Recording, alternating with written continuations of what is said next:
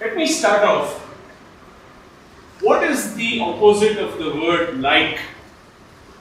Dislike. Dislike? Any other? Hate. Two powerful connotations to the word dislike or hate. What if I were to tell you that I choose to use the word not like instead of dislike or hate? It's the same thing.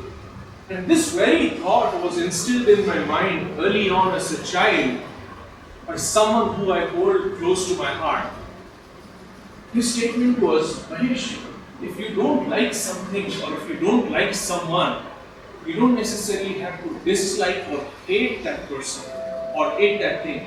Because when you do that, you're giving a very strong intensity, a very strong feeling, a very strong emotion. But you can choose to ignore or you can choose to not like, and that is still a softer way of handling with the situation. Dear Toastmasters and fellow guests, good evening. Good evening. I'm here to talk to you about one such person who I hold close to my heart. I'm not usually someone who goes along with identifying role models easily, but here is someone who I have watched from the time I have grown up and have learned to admire, and he is my uncle who I describe fondly as Venky Mama. Mamas are in season these days. It's summer school. A lot of mamas would be in demand. Moms, dads would say, hey, you want to go spend some time with your mama? And surely that's a welcome thing. I've had the privilege of spending a few summers in a similar fashion with Venky Mama. Back then I grew up in Kudremukh and he was here in Bangalore. I learned swimming thanks to his persistence in terms of taking me to swimming pools here in Bangalore. How many of you have slept under the stars? Literally in open sky? Good. You know the feeling. It's a very different feeling. Whenever I would visit his place, the home was a very small one. So much so that one room was just about this and maybe a living room. And then when we had an extended family come up, his suggestion was, hey, let's just all go to the terrace and spread ourselves out. It was so much fun just being able to sleep under the stars, crack jokes. There was lessons to learn from everything that I associated with him on that. Evenings were spent walking to the nearby park. How many of us spend evenings today walking to a park just to be able to get some quiet time, maybe get some chat? Sometimes we do that, but this was a daily ritual. So much to learn, so much to imbibe. I learned scooter riding originally, again thanks to his effort. You know, this is a man who is now 60, he just retired from service. He's been in private service, he's been an entrepreneur for some time, and I couldn't think of a better occasion to pay my gratitude to someone that has been such a powerful influence for me. Back to the future now. Growing up in my college days, as I was waiting for my admission to go to the US for my master's degree, I had a few months of time. And sure enough, I stayed with him again.